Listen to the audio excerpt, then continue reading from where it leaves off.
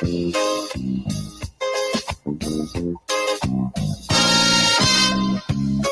the election back and I'll die away. In short, this is what I have to say. Let us forget spites and grudges and concentrate. Come, let us sit and try to relate. Because now, more than ever, we must show discipline, tolerance, and production to build a strong and better nation.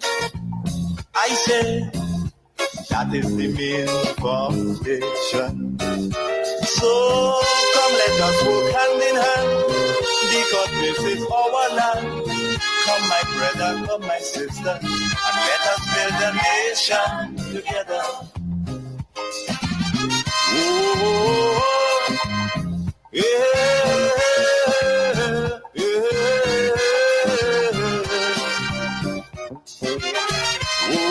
Come, my brother, come, my sister, let us build a nation together. I want to welcome you to this very important segment in the program where I will speak, laying the foundation for meaningful engagement and also for education, because that is what we want to achieve. We want to know more, we want to be more educated on what's happening in our country. I want to encourage those on Facebook, as usual, please share the live. Sharing is caring. Those on YouTube, do the same. When you share the live, more and more people get to discover the program, get to learn about what's happening in our country. I want to start off this morning by commending the government on having this, money management engagements or financial literacy engagements with the workers, with the public workers, with the schools, the young ones, with the businesses. That is a really brilliant idea. We have not seen that level of governance in Grenada for a very, very long time. Maybe during the revolution that existed, but in recent memory, we have not had something like that happening in Grenada. So it augurs well for our development and building the human resource capacity of our nation, making them understand that money must be managed, and we need to understand the value of money and what we should and shouldn't do with it. It's really a good thing. Yes, we know they are doing all of this because of the new payment system that the government implemented in recent, as recent as the 15th of April. So it's a good thing, really, really good thing. And I want them to keep it up, educate people, engage in that kind of financial literacy at all levels. And I think it would help a lot of people and the country in the medium to long term. In fact, there is one Dr. Martin, I think Terrence Martin is his name. I think he has been out there doing a really good job when it comes to that. So let me just play a little piece of that conversation. Grenada will advance further if more conversations are held on money and financial management. That's according to financial literacy expert Dr. Terrence Martin during an exclusive interview with GIS on money management as part of government's commitment to educate the public service and other citizens following the fulfillment of bi-monthly payments in April. The promise of making bi-monthly payments to public officers was part of the Deacon Mitchell-led administration's campaign promise during the June 2022 general election. Dr. Martin explained that if the cycle of having money as a taboo is broken by parents from an early age, children can learn about financial management and Grenada can move forward smoothly from monthly payments to bi-monthly. We can't make arbitrary decisions to just leave it there, or I'm not going to deal with it. And we oftentimes shelve money conversations because talking about money is taboo, or we dare not ask. It's ingrained in us. It's literally systemic and systematic at the same time. And if we could break those initial cycles, I think this would have gone a lot smoother, or will go a lot smoother in general. So we can't just say, yeah, I'll just leave it there, because again, by the time you make that payment, you might then be out of that grace period. If you're going to tell somebody to save, you also have to tell them the cost of saving. And the cost of saving is inflation. And that's something I didn't learn until I was in college, right? And I knew inflation existed because I did economics at the Cape level and etc. But to really know how inflation impacts us, because I was shut out of the money conversation. If I ask for something, oh, I ain't got no money, that's it. That's the answer, right? It wasn't why I don't have any money, or this money is allocated, or this is the budget, and this is how the budget is allocated, etc. So when I realized and I became an adult, started to make, my first instance was to save. But then you realize that you go to the supermarket today and you compare it to 1 year from now, or a year before, and you realize you're able to buy less things today. That's the impact of inflation. He said one way money can be managed efficiently is through trade and investments. Dr. Martin encouraged the public officers to be wise in investments so as to avoid scams. Being a national of Grenada, you don't even have to just stay in the region to invest. You could invest in the United States. You could actually open an investment account in the United States and trade in the United States, which gives you access to the open world. Today I asked the kids about TikTok. Do you like TikTok? Yes. And I told them, thank you, because every time you use that app, I make money, right? Because I invest in the company that owns TikTok, right? And the reason why I could do that is because I could trade in the US and have access to the Chinese market, Chinese economy, for example. So it's a multi-step process. Dr. Martin will continue engagements over the weekend into next week with students, small businesses, and pensioners. Right. That's very, very good. I love that. It speaks to transformation holistically. So a number of things are happening in the country, but here you have a government engaging the young ones, engaging the workers, guiding them accordingly when it comes to money management and what they should and shouldn't do. That's a new type of governance in Grenada. We are not accustomed to that. We see a lot of consultation taking place on nearly everything. We have not had that under the NNP administration. In fact, they were just doing whatever they want to do because they had all 15 seats, and it was same old, same old. They never had innovators.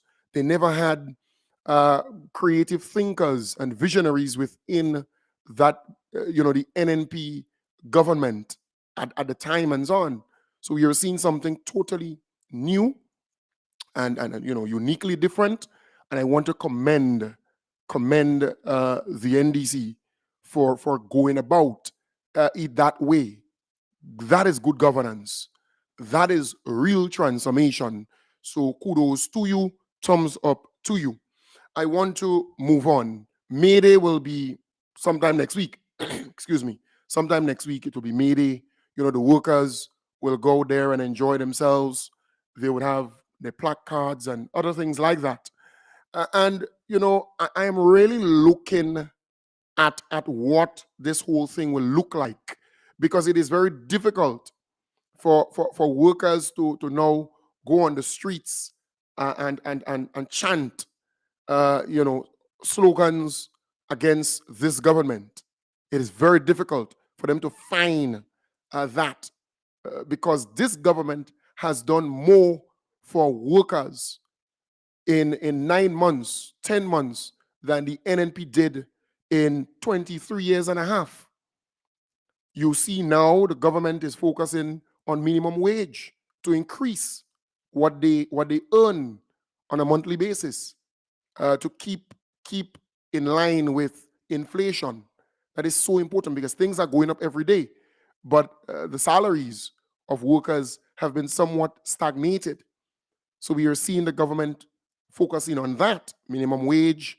We saw pensioners, people who worked with government, and they were marching in the streets for years and years, fighting for their pension and their gratuity. They got their pension, they got their gratuity.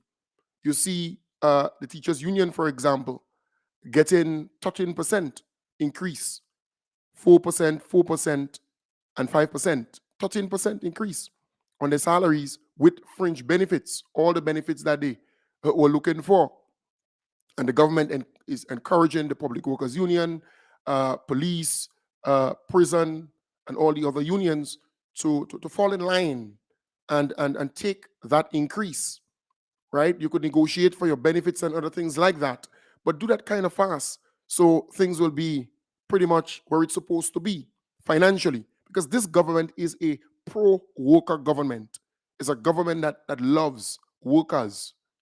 You see, CC workers get what they're supposed to get. The kind of effort to uplift workers. This government is focusing heavily on that, the bi-monthly salary, and we can go on and on and on.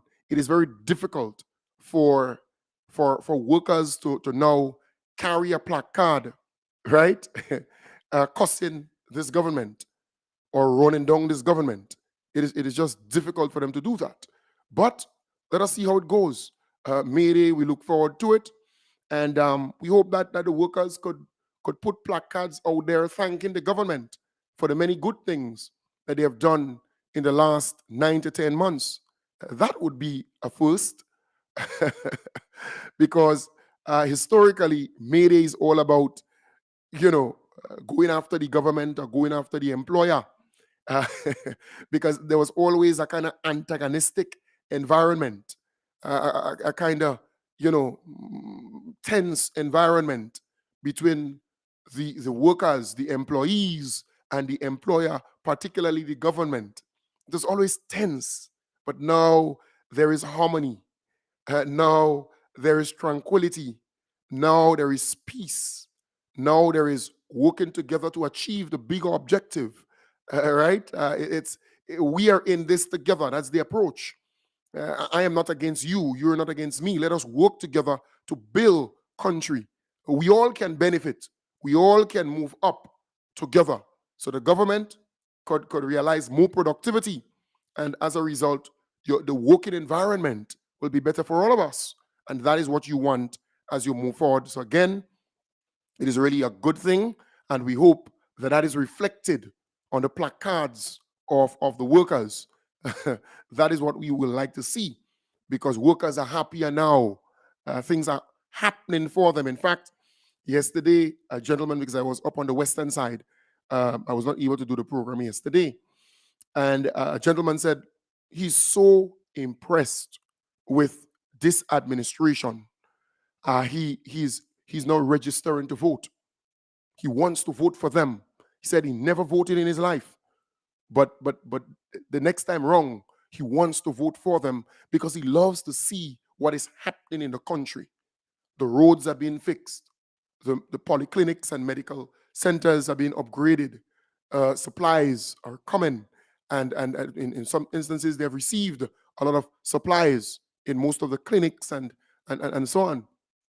You see a lot of focus on workers. All the safety net programs are still there. People are getting, the benefits. They are realizing the benefits. And that is really, really good. They're paying a lot of attention to agriculture, to education, to healthcare, to the creative industry, and so on. So things are happening, and people are feeling it. And I was in the presence of young people. I'm talking about, young people, about what? 10, 11 of them. And all of them thinking alike. They are impressed with what they're seeing by this government. And they don't have good things to say about Keith Mitchell and the NNP. In fact, I can tell you this. Young people are more reasonable in their thinking than before. You hear them talk about the NNP and Keith Mitchell and his time, because a good dancer must know when to get down the stage. And they refer to the youthful population and technology and the whole evolution of technology and smart this and smart that. You're talking about men who are pretty much almost 80, and you're talking about a population under 40, under 45, young people. There's a big disconnect, a big gap between Keith Mitchell, Peter, and all of them, and the population, the young people, the middle-aged people who understand things and they way in advance than these folks. But the conversation is what makes Kem Jones happy. Young people are actually observing the good things that are happening, and they are reasoning at a certain level. In fact, some of the young people say, but wait, what is wrong with the Honorable Andy Williams getting a loan from a bank? What is wrong with that? You see, the NNP becomes so desperate. They're grabbing at straw. They're grabbing at anything.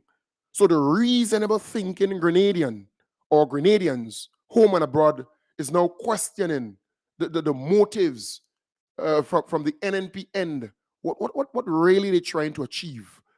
Yes, they can call certain radio stations, like the Predio Cause, for example, and say anything without being questioned, without, a question asked to them. But what is wrong with the Honorable Andy Williams getting a loan from a bank? And the mere fact that it's a loan, it means that he has to repay it. He's a businessman.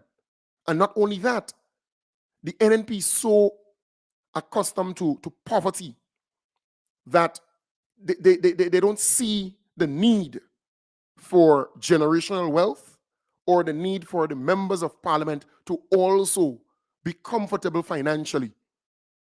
That is why when they're out of power, you have a lot of those MPs who are with the NNP, they fall into financial problems because they don't know how to invest. They don't know how to, to make it outside of just a salary from government while they're in government.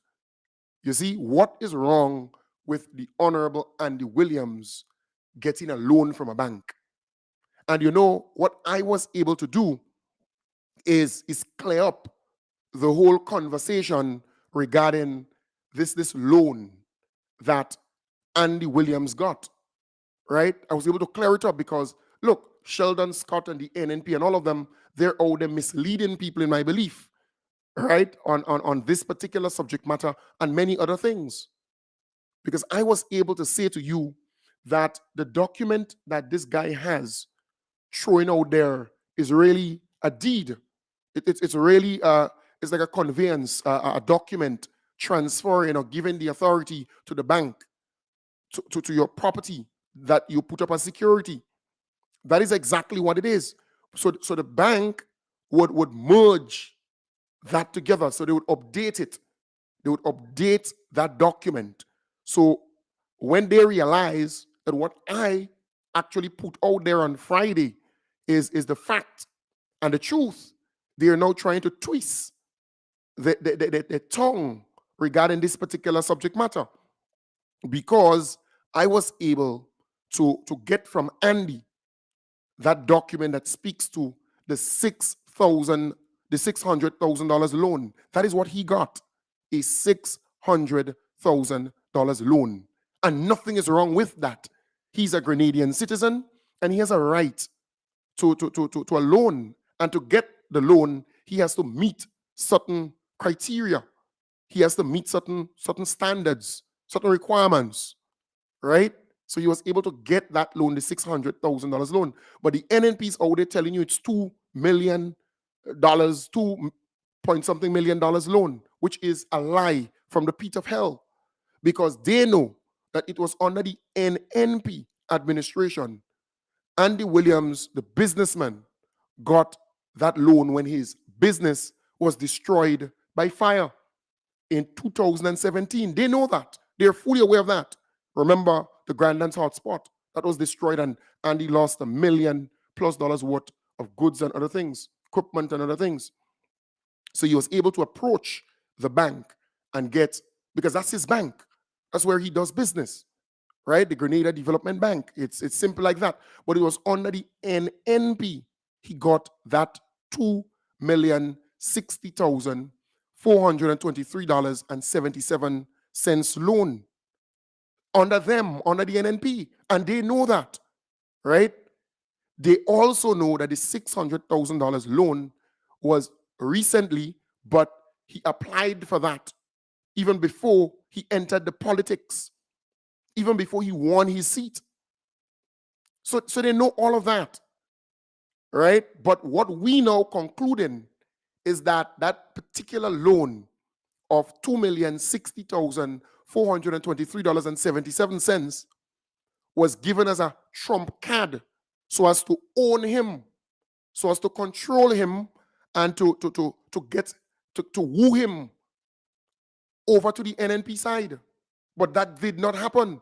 And there's a certain individual who is living in regret, because that is how he operates. His modus operandi is to tie you down with certain things. So you have to be loyal to him, or you have to follow him.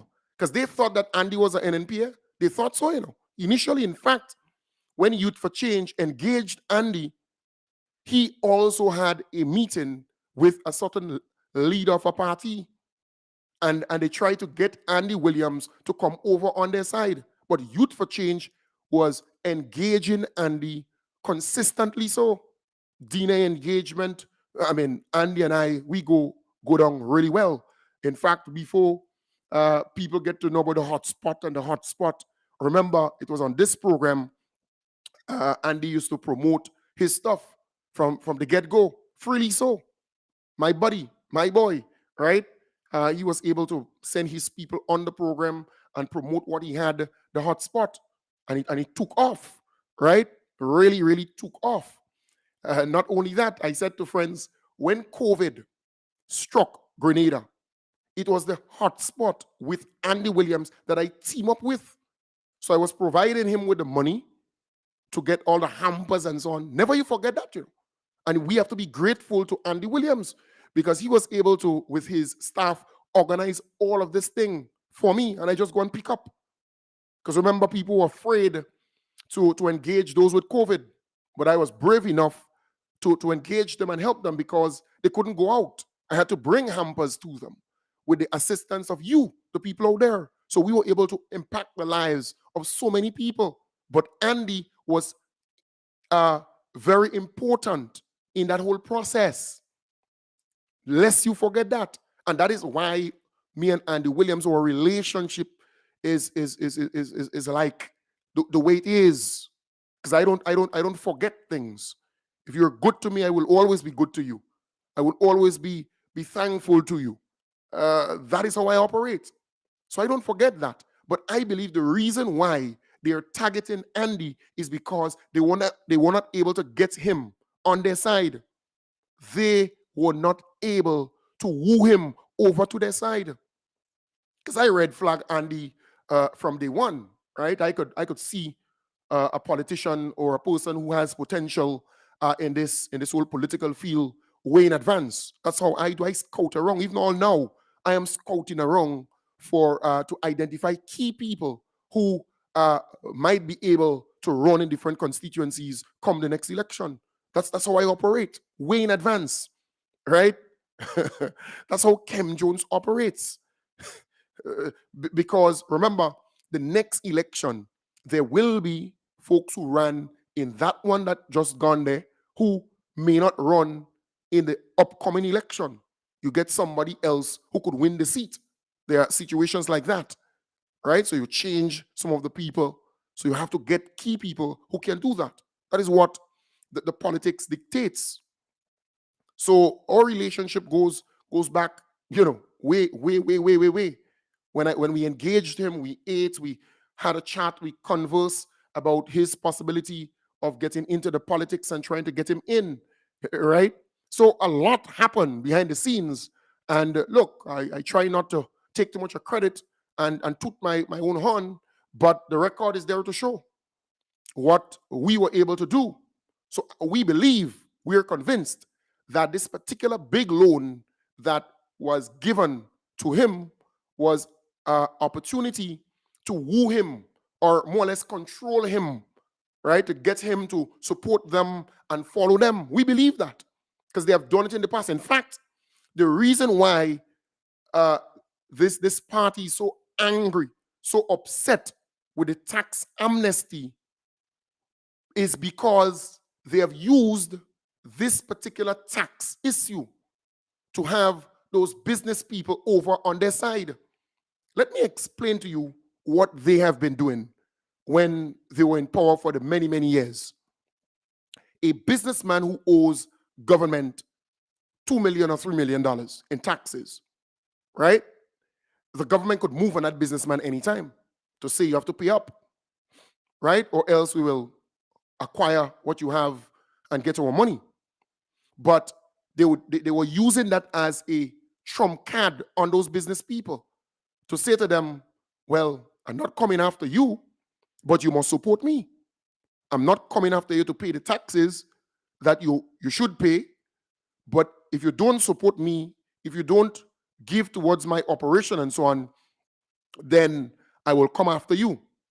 And the businessman now would say, boy, I owe the government $3 million and they're not coming after me, but I could give them a $30,000 or $20,000 towards their campaign or towards their party operations or so, right? Or I must talk good about them. I must wear a jersey supporting them. That is what they have been doing for quite a while. So the NDC came in now and say, look, we got to get this thing right. Tax amnesty, we are not going to penalize you. The arrears, the penalties, over $777 million, almost $1 billion is owed in taxes by Grenadians, home and abroad, right? And the businesses. Because remember, this tax amnesty is for everybody, for all tax types, for everybody. Business people, ordinary Grenadians who owe property tax and other things like that. You now can go in and get it right by not paying the arrears and penalties, but paying the principal amount, what you actually owe. So this government is not using this thing as a trump card. They want you to get in line and get the thing right.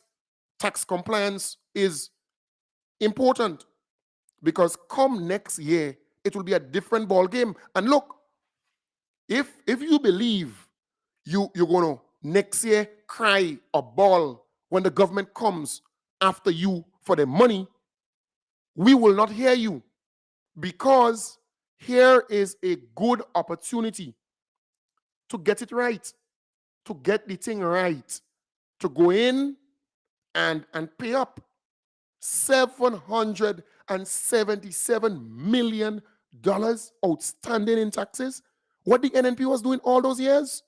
I'm asking, what really were they doing? But you see, in my belief, they were using that as a trump card to get these business people on their side, in my belief. Because, you owe. And if they're not coming after you, then you fall in line with them, you're nice with them. And the NDC saying, let us get this thing right once and for all. Here is a good opportunity for you to come clean, right? Let's start anew, afresh, because there will be a new tax system come 2024 where you can pay your taxes online. You can, it's easy. With your phone, you can just pay from anywhere around the world your taxes. And that is why the data protection bill was so important, to protect your information, to protect your data, to safeguard. It's very important. So folks, I am saying we believe deeply so that this particular big loan that they gave to Andy Williams, that it was approved in 2018, it was a win, for want of a better word, a win strategy. It's a technique. I want him on my side. So let me approve this. Yes, he met all the criteria, of course, because his assets, the assets as security for all his loans, they're worth $3.2 million, way more than what he's getting from the bank. And mind you, I could tell you, I have evidence to substantiate this fact here that I'm making now. There are two former ministers of government who actually got loans from the Grenada Development Bank. So Andy is not the first businessman or Grenadian to get a loan from the Grenadian Development Bank. And they know also that the figure that he got was $600,000, right? But he met the criteria. And why that should be an issue? That should never be an issue. But the NNP is grabbing at straw.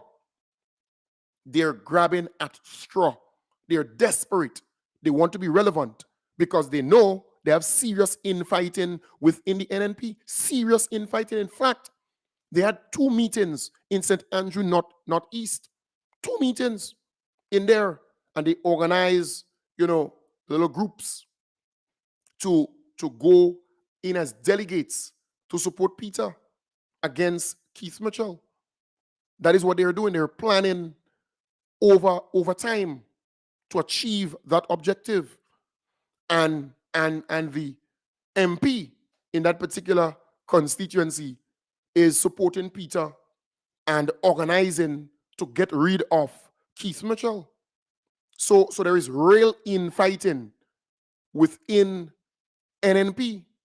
Real infighting. And that is why I want to applaud the Honorable Delma Thomas. She stripped Keith Mitchell butt naked.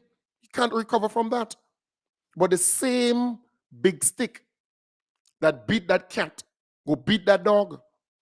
You see what happened to Blaze, what a certain individual did to Blaze? He gave Papa Blaze the assurance that he will not contest for the leadership of that party. But he lied to Papa Blaze. And little do Papa Blaze knew at the time, the guy was going about mobilizing, organizing the delegates to kick out Papa Blaze as leader of that party. Yeah, so when the convention came, Papa Blaze was removed, voted.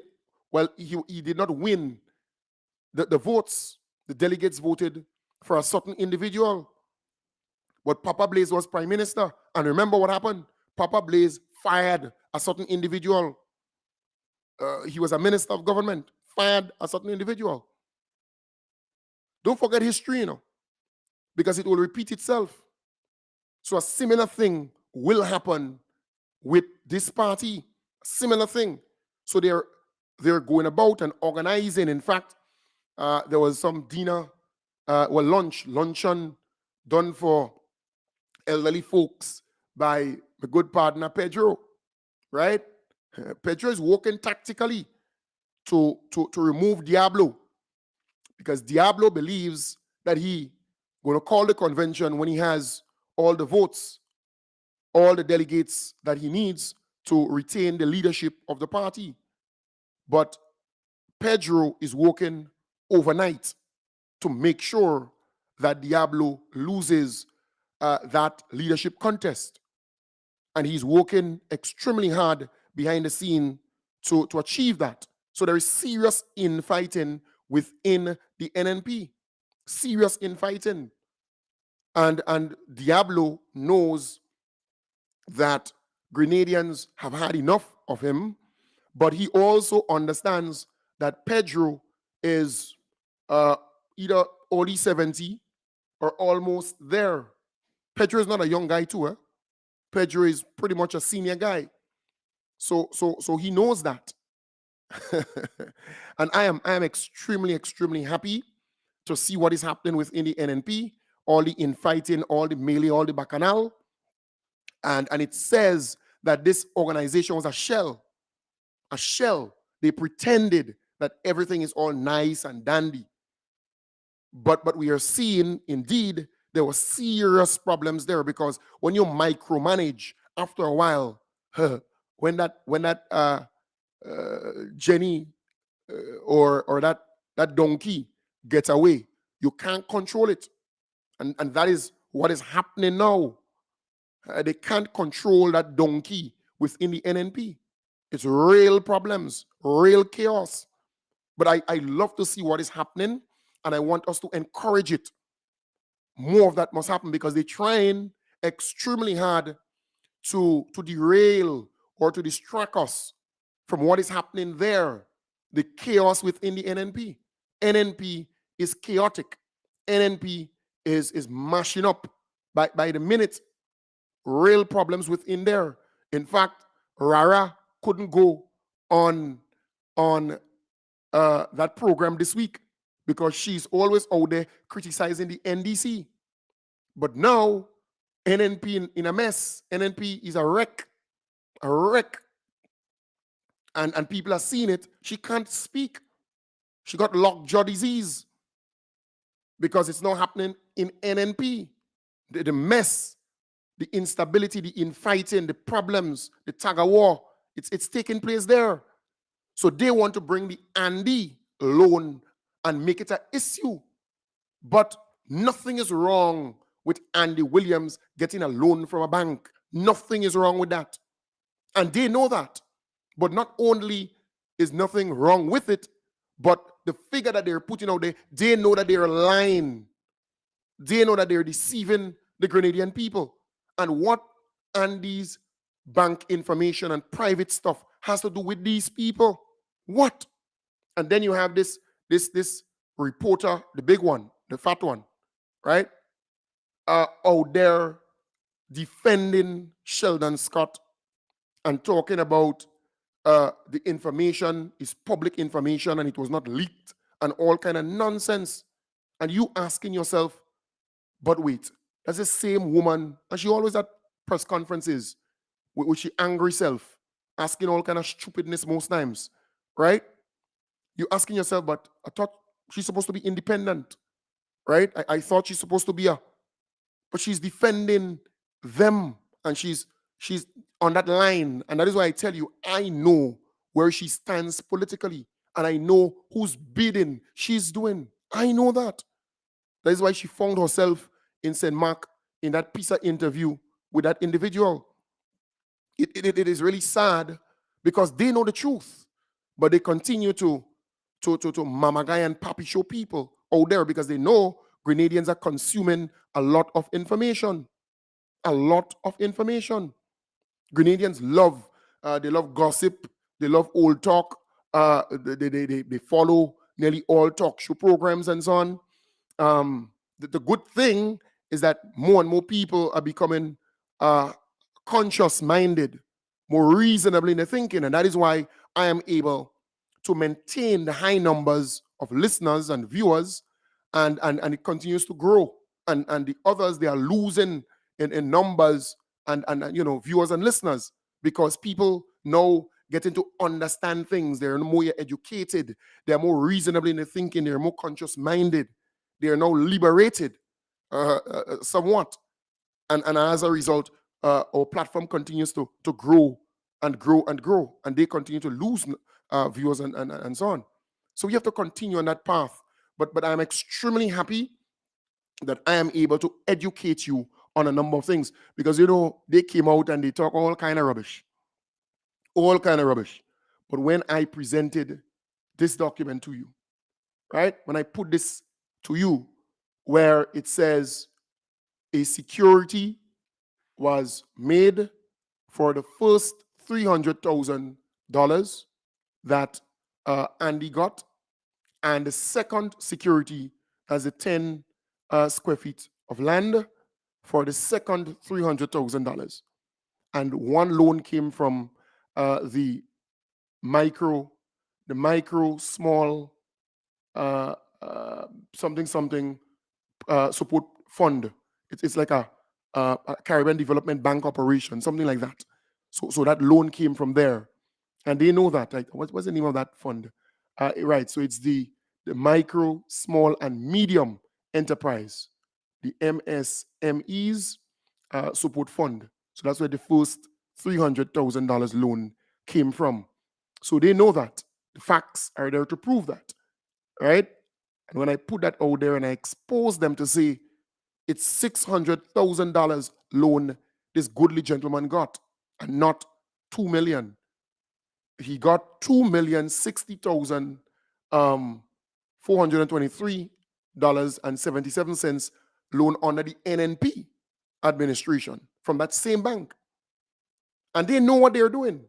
So I am able to clear that up. I'm able to throw that information out there and dispel all the fake news that is coming from the NNP. So people are now more educated on it. And I continue to ask the question, what is wrong with Andy Williams getting a loan as a Grenadian? What is wrong with that? But you see, those NNP supporters, their mind is impoverished. It's poverty of the mind. That is what is taking place, you know. The mind is so poor that they're thinking, they're doing everything in that light. They want to remain poor and destitute. They want to be vulnerable, and they want you to be vulnerable. And there's a level of jealousy. In other words, one man, Diablo alone, should have $19 million or $91 million, because some people believe he put the one before the nine, right? He alone should have that money. Not even his members on his side in parliament should have that. He doesn't want them to acquire nothing. He doesn't want them to have anything. He wants them to come and beg him to pay their mortgage and beg him to feed their family. Big members of parliament, you know, who won their seats, who were ministers of government on umpteen occasions. They have to go and ask this guy, and that is what Diablo wants. He wants you to come and beg for this and beg for that, right?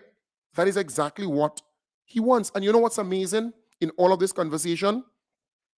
The NNP supporters, and particularly this guy who always calls the Plead Your Cause program, Bowen, the chatters on the street, right? We know who's the chatters on the street. Sheldon Scott and Bowen, both of them. And that's Bowen, the shoemaker, right? There are two brothers on Market Hill. One is NDC and one is NNP. So he calls every time the chatters on the street and the chatters on the street. But we know who the chatters on the streets are. Sheldon Scott and him. Nobody else. In my belief, people don't study these people. So they create all these false stuff, in my belief, this misinformation, and they throw it out there to mislead the public, in my belief. But I'm saying we know them. We know them. And you ask them, you say, but wait, tell me now, what crime Andy Williams committed?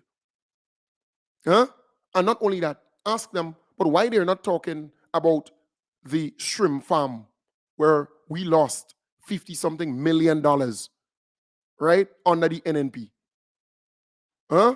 Let's talk about the call center fiasco where we lost $23 million under the NNP to a company belonging to the cousin, or a company involving the cousin of Keith Mitchell, right? Let's talk about the Mount Hartman project where we lost $20-something million under the NNP. Let's talk about the Livera project where we lost, 18 to 20-something million dollars under the NNP. Let's talk about the chicken farm where we lost millions again under the NNP. Let's talk about these things. They don't want to have a conversation about that. Taxpayers lost millions and millions of dollars under the NNP time in power. But here you have a young Grenadian who go through the right channel, apply for a loan in a bank, and that becomes a problem because those NNP supporters, their mind is so poor, they're impoverished mentally, that they cannot see this as a good thing for a Grenadian to take a loan. That Grenadian is not thieving money from the state or robbing the state. That Grenadian is taking a legitimate loan that he has to repay. He's a businessman, so you're saying to me that he doesn't have any right to a loan or access to financing? I mean, it's just poor. if people can think in that way, but it's the NNP supporters who are thinking in that light. But wherever you find poverty, you find the NNP, you know. The NNP is synonymous with poverty and illiteracy. Anywhere you find illiterate people and people living in extreme poverty, they're NNP. They're NNP supporters. And that's a fact in Grenada. So they cannot get out of this mentality. It's a mentality. NNP is a mentality, you know. Yeah. This poor, this vulnerable, this dependent state that they are in. We are seeing our brothers and sisters, you know, advancing and building themselves, transforming themselves. That is exactly what we want. I want that for you. I want you to be in a better position. I want you to be in a better place in terms of your finances, in terms of your, you know, your structure, your home, your everything. I want good for you. And I want to encourage everyone to move in that light. Develop yourself, build your family, build yourself, create generational wealth, and so on. But folks, we are out of time. I want to thank you, all those who shared the program. I want to thank the almost 1,000 people who are on Facebook and YouTube, you know, listening to me, sitting wherever you are, maybe at work, maybe in your vehicle, maybe going to work, maybe on your farm, maybe at home on your tablet, maybe on your smart TV, maybe on your smartphone, wherever you are viewing me on Facebook and YouTube. Thank you very much. Those on radio, Vibes 101.3 FM or 106.3 FM or Wild 106.3 FM in New York. Thank you very much for listening to me. I know we have thousands of people out there who follow the program on a daily basis. Have a wonderful day. I will be back with you tonight in the hub starting from 8 in the PM. Bye for now. We have to wrap it up. We are out of time. We are out of time. Okay? The proceeding was a paid program. The views expressed on this program are those of the host and guests of this program and not the views of this radio station.